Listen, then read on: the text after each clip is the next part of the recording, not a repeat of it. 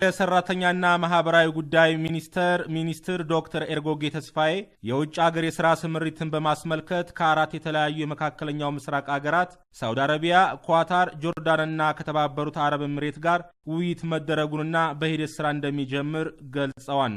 ከሳውዲ አረቢያ ጋር የነበረው ዝቅተኛ መነሻ ደሞዝ ከ850 የሳውዲ ሪያል በአዲሱ ስምምነት ወደ 1000 የሳውዲ ሪያል ከፍ እንዲል መደረጉን ሚኒስትሯ ተናግረዋል። በተመሳሳይ ከኳታር ጋር በ1200 የኳታር ሪያል ዝቅተኛ የመነሻ ዋጋ እንዲሆን ስምምነት ላይ መድረሱንና በአጠቃላይ ክፍያውን በተመለከተ ግን ዝቅተኛ መነሻ ክፍያ እንጂ ከአሰሪዎች ጋር በመደራደር መስማማት እንደሚችሉ ዶክተር ኤርጎጌ ተስፋዬ ገልጸዋል። ሚኒመም ነው የተቀመጠው። ከ1000 በታች ልትከፍሉ አትችሉም። ከዛ በላይ ግን ተደራድረው ኤጀንሲዎቻቸው ጋር ተነጋግረው ከዛ በላይ ሊከፈል ይችላል። ሲልኩልን አንዳንድ ኤጀንሲዎች 2000 2500 3000 አርገው ይላኳሉ። ያ የኤጀንሲዎች የመደራደር አቅምም ጭምር ነው ማለት ነው።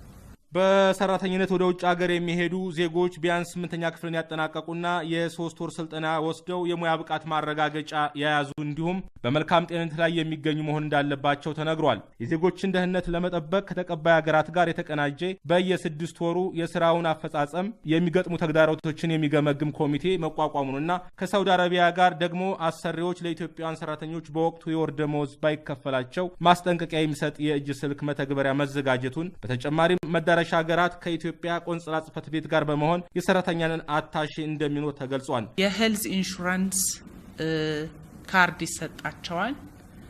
በተጨማሪ ደግሞ በየወሩ የሰሩት ደሞዝ እንዲገባ ኤቲኤም ይሰጣቸዋል።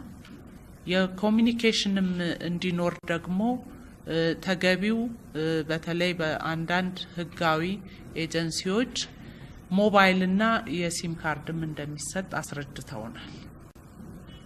ስለዚህ ደህንነታቸው ይጠበቃል። የሄልዝ ኢንሹራንሳቸው ሴኩርድ ስለሚደረግ በአግባቡ ደሞዛቸው መግባት አለመግባቱን የኤቲኤም ካርድ ከመስጠት ባሻገር ደግሞ የተዘረጋው ሲስተም ላይ ለ3 ቀን ያህል ቆይታ ቢያደርግ አንድ አሰሪ ሳያስገባ አላርም የሚያደርግ ሲስተም ተፈጥሯል ማለት ነው። የሥራ ስምሪቱ እስከዛሬ የዘገየበት ምክንያት መንግስት የዜጎችን ደህንነትና ክብር ለመጠበቅ ካለው ጽኑ ፍላጎት የመነጨ ነው ብለዋል። በመግለጫው በኤጀንሲዎች የተደረገው ስምምነት ነበረ እንደ ትልቅ ማነቆ የሆነብን ለድርድሩ።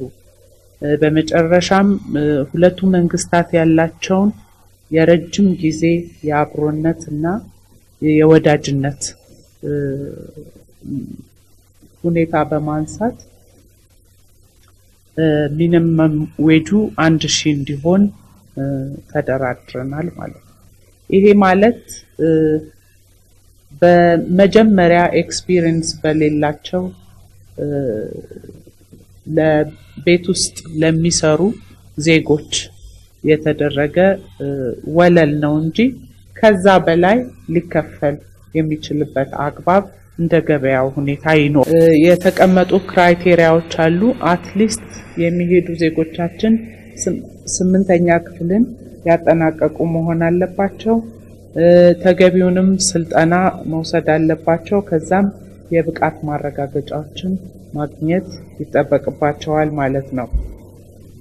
ይሄ ወደፊት ለምናደርገው የሚኒመም ዌጅ ድርድር በእጅጉ የሚያግዘን